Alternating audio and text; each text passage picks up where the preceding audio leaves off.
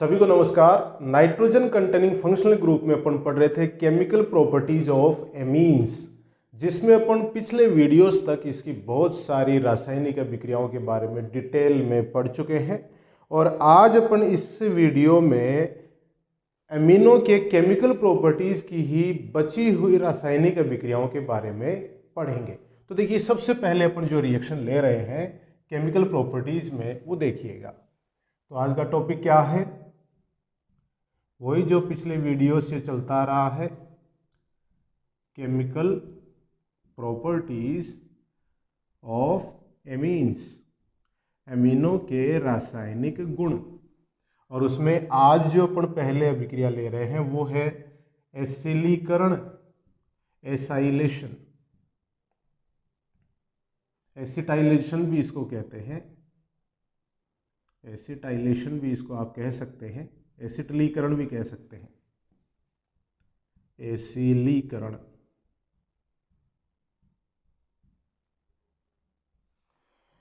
एसिलीकरण अभिक्रिया में क्या होगा कि जो प्राथमिक और द्वितीयक एमीन है उनकी अभिक्रिया अगर एसिटिल क्लोराइड या एसिटिक एनहाइड्राइड से कराते हैं तो एन एल्किल एसिटामाइड या एन डाई एल्किल एसिटामाइड का निर्माण होता है। यह अभिक्रिया तृतीयक एमीन के द्वारा नहीं दर्शाई जाती है, 3 डिग्री एमीन के द्वारा नहीं दर्शाई जाती है। कारण क्या है कि 3 डिग्री एमीन में नाइट्रोजन पर कोई हाइड्रोजन उपस्थित नहीं होता है। इस अभिक्रिया के लिए एमिनो में नाइट्रोजन पर हाइड्रोजन का उपस्थित होना जरूरी है। तो देखिए अभिक्रिया क्या है। सबसे पहले अपन लें जैसे CH3 NHH, मेथिलएमीन, मेथिल एमीन की बात कर रहे हैं। मतलब क्या है, ये 1 डिग्री एमीन है और इसकी अभिक्रिया किससे करवा रहे हैं? Cl C double bond O CH3। ये क्या है? Acetyl chloride. इसकी जगह आप एसिटिक एनहाइड्राइड भी ले सकते हैं, एसिटिल क्लोराइड। तो देखिए प्राथमिक अमीन में नाइट्रोजन पर 2 हाइड्रोजन उपस्थित है, उनमें से एक हाइड्रोजन और एसिटिल क्लोराइड में से जो Cl है वो HCl के रूप में निष्कासित हो जाता है और क्या बन गया? CH3 NHCO CH3। अब इसमें हुआ क्या? देखिए जो एमीन था उसमें नाइट्रोजन पर जो 2 हाइड्रोजन थे उसमें से एक हाइड्रोजन CH3CO समूह के द्वारा प्रतिस्थापित हो गया। देखिए CH3CO समूह आ गया ना। CH3CO को क्या कहते हैं? एसिटिल समूह कहते हैं। एसिटिल समूह चूंकि हाइड्रोजन को प्रतिस्थापित करके जुड़ा है, इसीलिए इस अभिक्रिया का नाम क्या है? एसिटिलीकरण है या एसिलीकरण है। तो ये क्या है? यहां पे देखिए एन मेथिल एसिटामाइड बन गया, एसिटामाइड, एन मेथिल एसिटामाइड। वैसे ही अगर आप द्वितीयक एमीन की ये अभिक्रिया कराते हैं, ये क्या है? Dimethyl amine, dimethyl amine. और कैसा एमीन है ये? 2 डिग्री एमीन है और इसकी अभिक्रिया अपन वही Cl C double bond O CH3 मतलब एसिटिल क्लोराइड के साथ करवा रहे हैं। तो 2 डिग्री एमीन है, उसमें नाइट्रोजन पर सिर्फ एक हाइड्रोजन उपस्थित है जो कि CH3CO समूह के द्वारा प्रतिस्थापित हो जाएगा।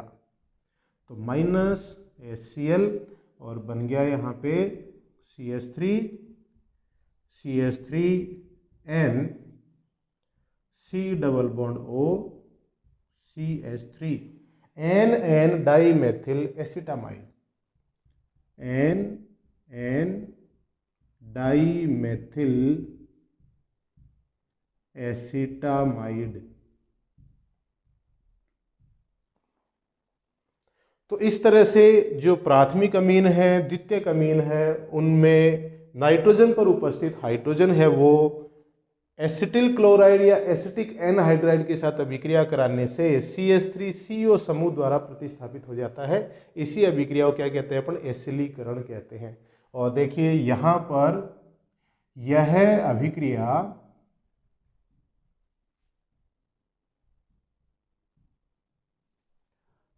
थ्री डिग्री एमीन्स के द्वारा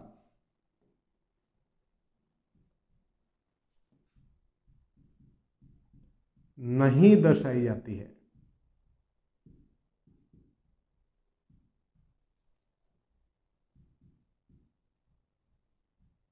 क्योंकि इनमें नाइट्रोजन पर हाइड्रोजन उपस्थित नहीं होते हैं।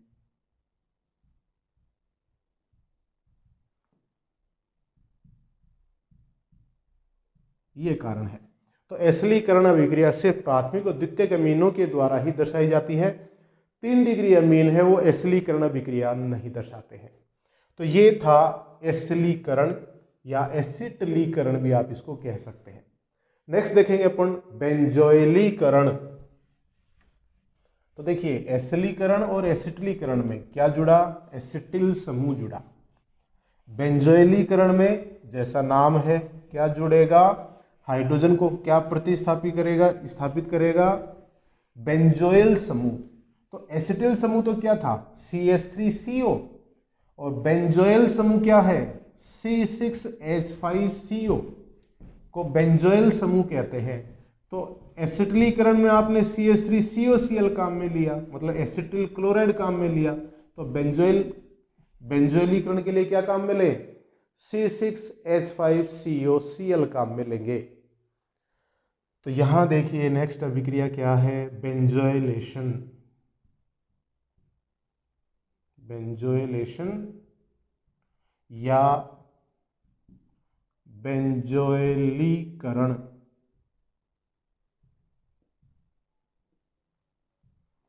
बेंजोइलीकरण इस अभिक्रिया को कहते हैं। अब यहां देखिए एक विशेष बात है, मैं लिख दूं, कोई भी सक्रिय हाइड्रोजन युक्त यौगिक है, सक्रिय हाइड्रोजन युक्त यौगिक। सक्रिय हाइड्रोजन का मतलब क्या है? जो हाइड्रोजन आसानी से H+ के रूप में निकल सकता हो उसको अपन सक्रिय हाइड्रोजन कहते हैं।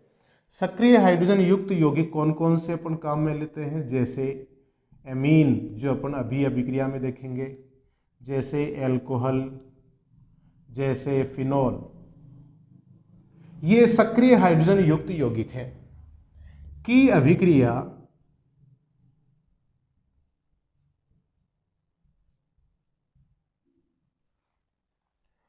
पिरिडीन की उपस्थिति में,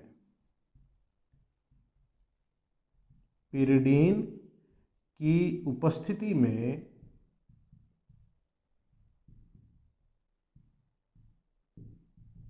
बेंजोइल क्लोराइड से कराते हैं।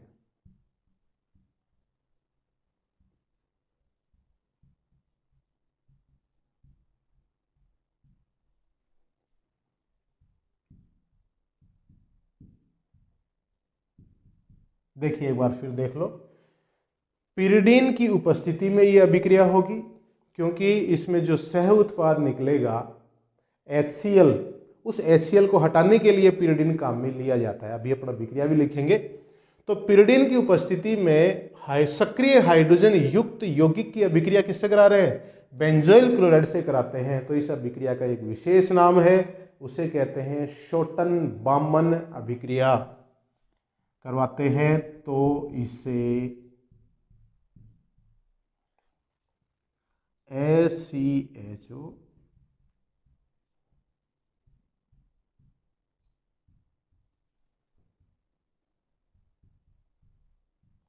शोटन-बामन रिएक्शन कहते हैं।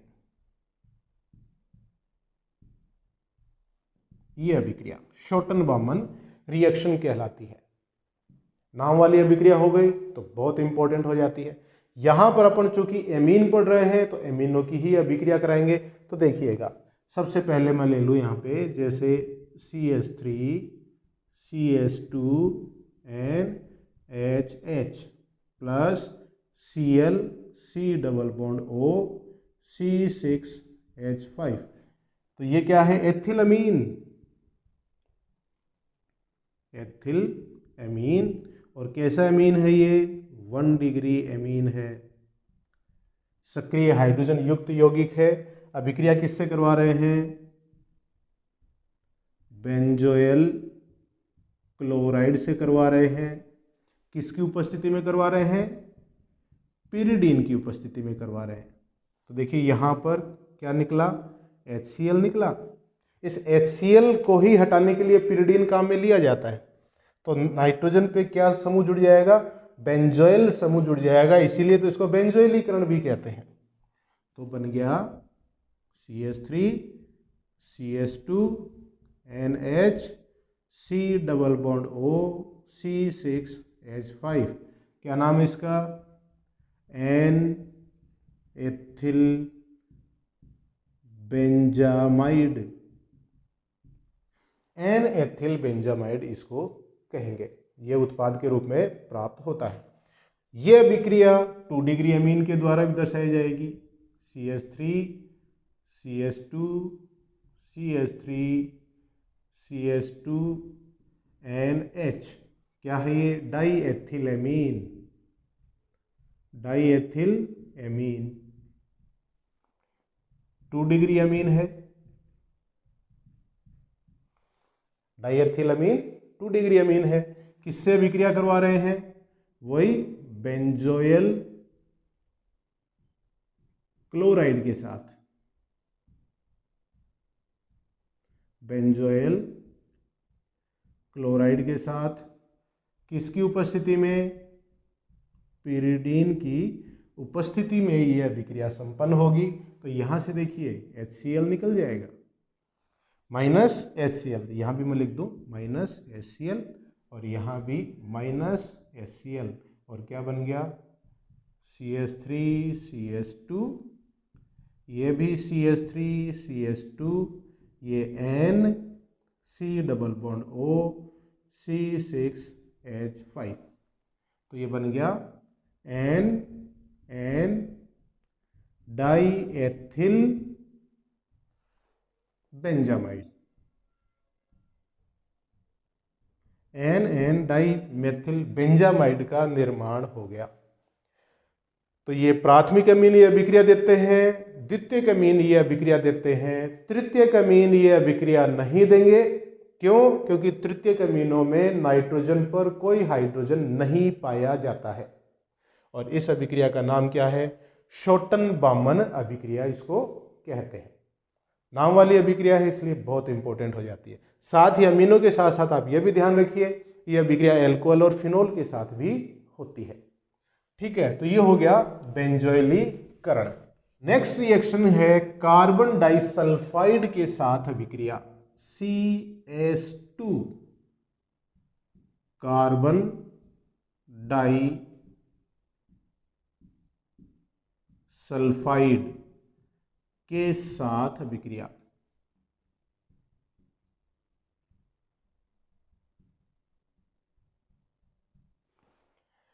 यह भी एक विशेष प्रकार की अभिक्रिया है जिसे अपन आगे देखेंगे कि इसका नाम क्या है। होफमान mustard oil reaction, होफमान mustard oil अभिक्रिया इसको कहते हैं।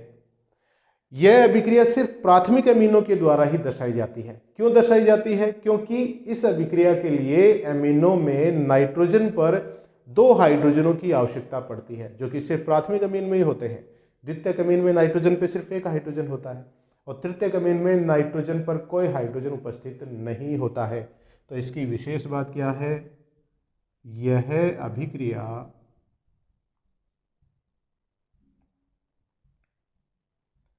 सिर्फ 1 डिग्री एमीन्स के द्वारा ही दर्शाई जाती है।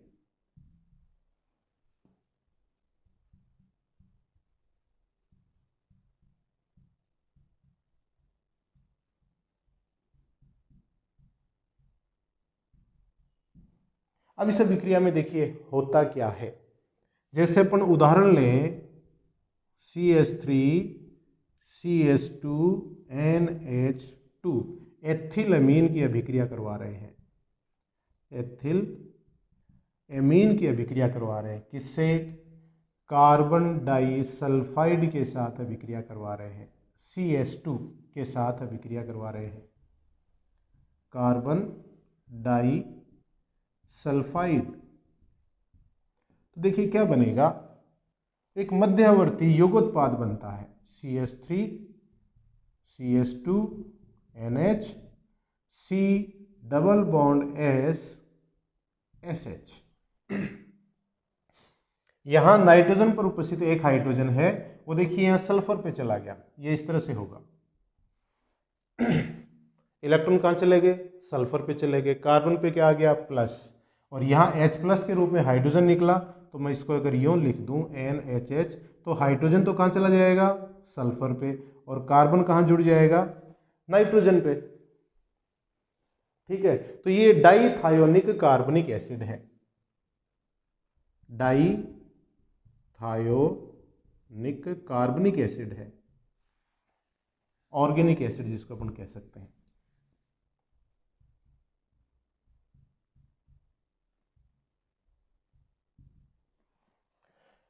इस डाइथायोनिक कार्बोनिक एसिड को मर्क्यूरिक क्लोराइड के साथ अगर गर्म करें, तो मैं देखिए इसको ऊपर लिख दूं, HgCl2 के साथ गर्म करें, मर्क्यूरिक क्लोराइड के साथ गर्म करें, तो देखिए क्या होगा। ये मरकरी एक सल्फर के साथ HgS के रूप में निकल जाएगा, और ये जो 2 Cl है ना, एक हाइड्रोजन यहां से और एक हाइड्रोजन यहां से लेकर HCl के रूप में निकल जाएगा। तो क्या बना? CH3 CH2 CH3 CH2 NCS, N double bond C double bond S बना, और प्लस HgS प्लस 2HCl निकल गए, तो बना एथिल आइसोथायोसाइनेट, एथिल आइसोथायोसाइनेट का निर्माण हुआ। CH3 CH2 NCS ethyl isothiocyanate, और इस एथिल आइसोथायोसाइनेट में सरसों के तेल के समान गंध होती है, सरसों के तेल के समान गंध।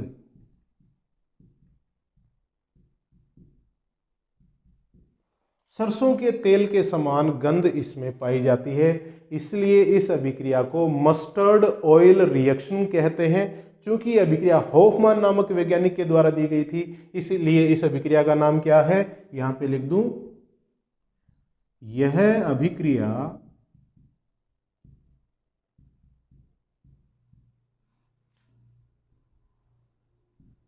होफमैन मस्टर्ड ऑयल रिएक्शन कहलाती है। इन्वर्टेड को मैं बंद कर दूं, नाम वाली अभिक्रिया है तो बहुत इंपॉर्टेंट हो जाती है। तो जो कार्बन डाइसल्फाइड के साथ अभिक्रिया करवा रहे हैं आप, प्राथमिक अमीनों की अभिक्रिया है सिर्फ, इससे क्या बनता है, एथिल आइसोथायोसाइनेट बनता है, जिसकी गंध सरसों के तेल के समान होती है, इसलिए इस अभिक्रिया का नाम क्या है, होफमैन मस्टर्ड ऑयल रिएक्शन कहते हैं। बहुत इंपॉर्टेंट ये रिएक्शन है। तो आज नाम वाली 2 अभिक्रिया हो गई, शोटन-वामन अभिक्रिया हो गई, और mustard Hofmann mustard oil reaction हो गई। ठीक है ना। नेक्स्ट अपन इसके रासायनिक गुणों में देखते हैं एमिनो का ऑक्सीडेशन, ऑक्सीकरण। देखिए अपन पहले भी पढ़ चुके हैं, बहुत बार पढ़ चुके हैं कि चाहे ऑक्सीकरण हो और चाहे अपचयन हो, उन अभिक्रियाओं में आपको क्या चाहिए, आपको ऑक्सीकारक चाहिए और अपचायक चाहिए, और बनने वाला जो उत्पाद है वो निर्भर करेगा कि आपने अभिक्रिया में कौन सा ऑक्सीकारक व कौन सा अपचायक काम में लिया है। ऑक्सीकारक और अपचायक की प्रकृति के आधार पर ही उत्पाद बनेगा। तो तो यहां पर भी ऐसा ही होगा। अपन किस प्रकार के ऑक्सीकारक से कौन सा उत्पाद बनाएंगे, तो देखिएगा है ऑक्सीडेशन, ऑक्सीकरण अभिक्रिया।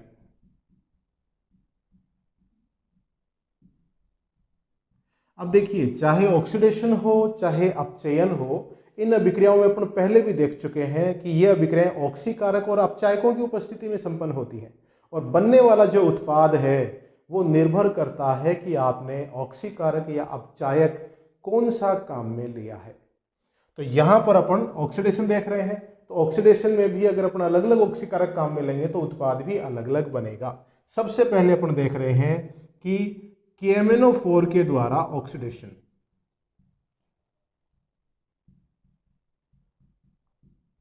KMnO4 के द्वारा, तो प्राथमिक अमीनों का ऑक्सीकरण अगर अपन KMnO4 के द्वारा करवा रहे हैं, ध्यान रखिए प्राथमिक अमीनों का, तो उससे बनने वाला जो उत्पाद है उसका पुनः अगर जल अपघटन करेंगे तो कार्बोनिल यौगिक बनते हैं, मतलब एल्डिहाइड और कीटोन बनते हैं। उदाहरण के तौर पे देखिएगा, अपन ले रहे हैं CH3 CH2 NH2, CH3 CH2 NH2 अपन काम में ले रहे हैं। इसको मैं अगर यूं लिख दूं, डस्टर देखिएगा, इसको अगर मैं यूं लिख दूं, इस कार्बन का एक हाइड्रोजन ऊपर, इस नाइट्रोजन का भी एक हाइड्रोजन ऊपर, और इसका ऑक्सीडेशन कर रहे हैं KMnO4। तो देखिए ये दोनों हाइड्रोजन, एक नाइट्रोजन पर उपस्थित हाइड्रोजन और उसके बगल वाले कार्बन पर उपस्थित हाइड्रोजन ऑक्सीजन के साथ जुड़कर H2O के रूप में निकल जाते हैं। तो क्या बना, CH3CH डबल बॉन्ड NH बन गया, मतलब एल्डइमीन का निर्माण हो गया, और अभिकारक के रूप में लिया था आपने एथिलअमीन।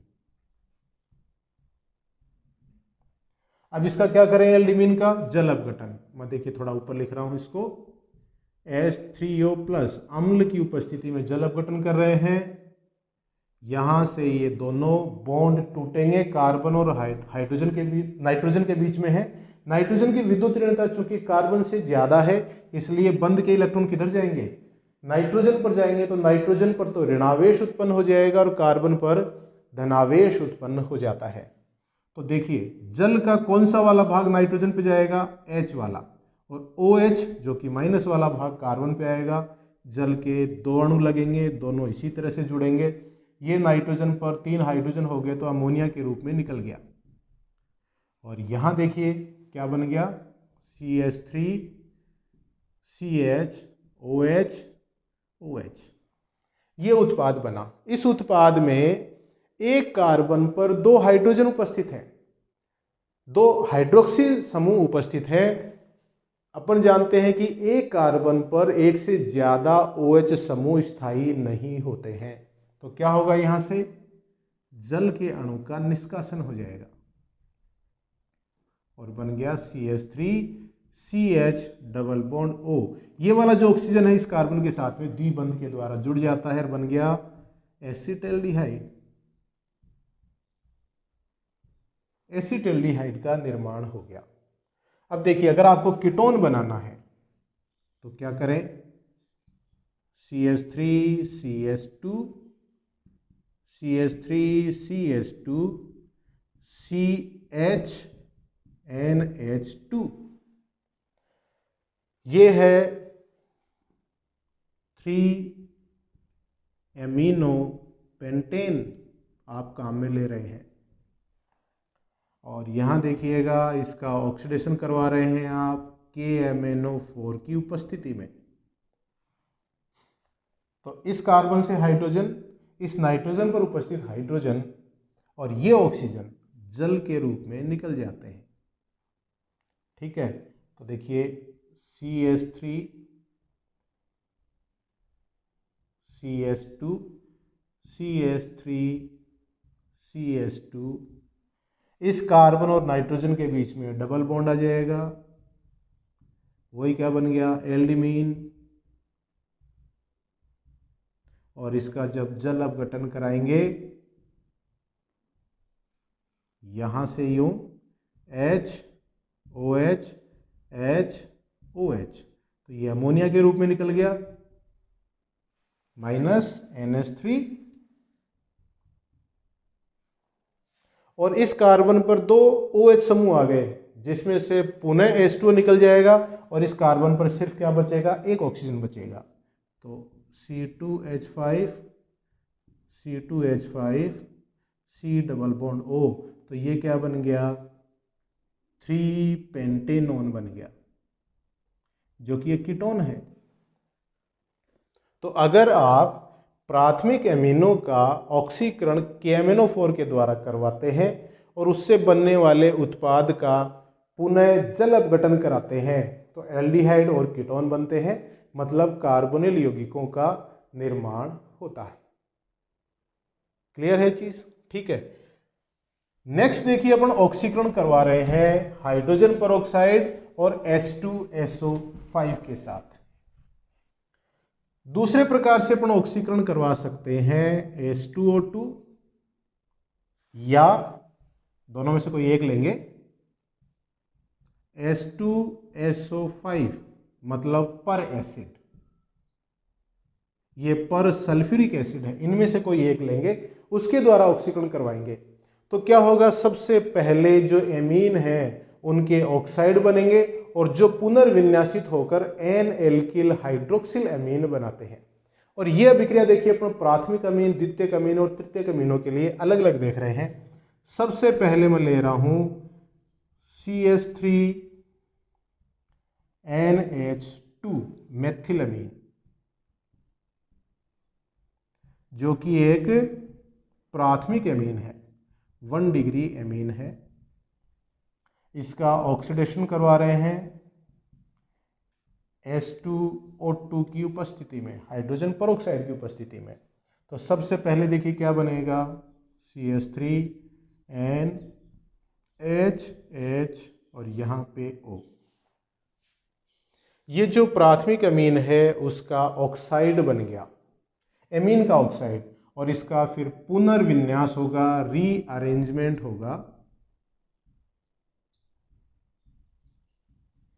पुनर्विन्यास, रीअरेंजमेंट। देखिए कैसे, यहां पर ये जो हाइड्रोजन है ना, ये ऑक्सीजन पे चला जाएगा, तो बन गया CH3NHOH। नाइट्रोजन पे एक हाइड्रोजन पहले से ही है और एक हाइड्रोजन है वो ऑक्सीजन पे चला गया, ठीक है। तो ऑक्सीजन पर हाइड्रोजन जाने से ये भी OH समूह में परिवर्तित हो गया। तो इसका नाम क्या है, एन मेथिल हाइड्रोक्सिलअमीन।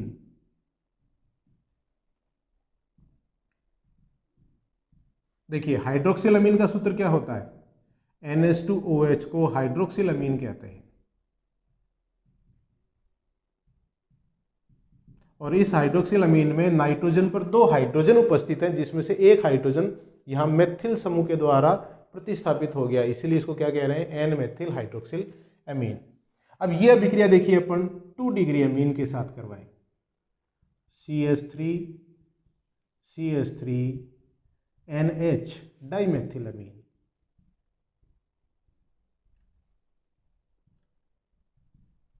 जो कि क्या है, 2 डिग्री अमीन है। इसका ऑक्सीडेशन करवाएंगे H2O2 की उपस्थिति में, तो वही पहले अमीनो का क्या बनेगा,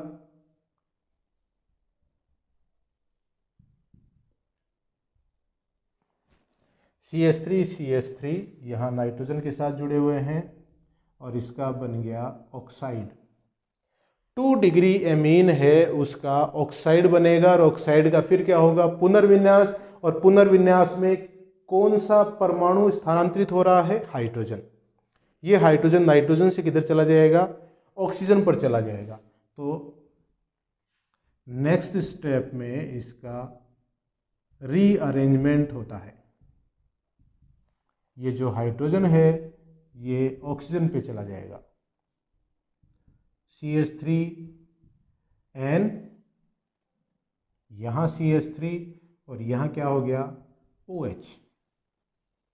तो जो हाइड्रोक्सिल अमीन में यहाँ पर सिर्फ एक हाइड्रोजन मेथिल समूह के द्वारा प्रतिस्थापित हुआ था और यहाँ पर दोनों हाइड्रोजन हैं वो मेथिल समूह के द्वारा प्रतिस्थापित हो गए। तो इसको बोलेंगे NN डाईमेथिल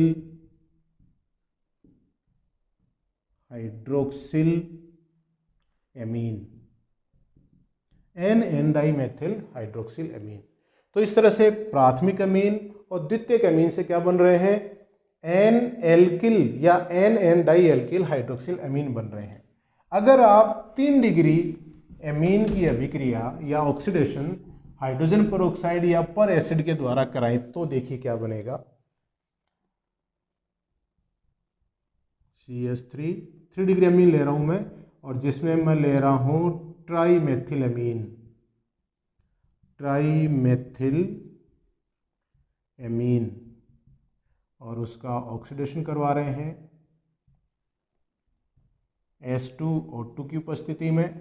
तो नाइट्रोजन पे देखिए जो लोन पेयर है वो ऑक्सीजन के साथ जुड़ेगा।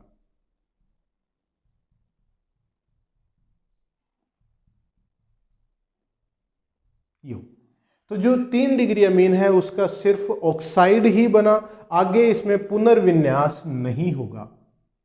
इसका जो रीअरेंजमेंट है वो नहीं होगा, क्योंकि रीअरेंजमेंट किसका हो रहा था, नाइट्रोजन पर उपस्थित जो हाइड्रोजन है वो ऑक्सीजन पर शिफ्ट हो रहा था। यहां पे नाइट्रोजन पे कोई हाइड्रोजन है ही नहीं, इसलिए इसका सिर्फ ऑक्साइड तक ही ये अभिक्रिया संपन्न होगी, हाइड्रोक्सिल अमीन इससे नहीं बन पाएगा। तो ये थी ऑक्सीडेशन रिएक्शंस ऑफ एमीन्स, और इसी के साथ अपन ने केमिकल प्रॉपर्टीज और ऑफ एमीन्स को डिटेल में पढ़ लिया है। नेक्स्ट वीडियो में अपन कुछ नए टॉपिक्स के साथ मिलेंगे। तो आप खुश रहिए, स्वस्थ रहिए, परिवारजनों का ध्यान रखिए, मेरे वीडियोस देखते रहिए। बहुत बहुत धन्यवाद।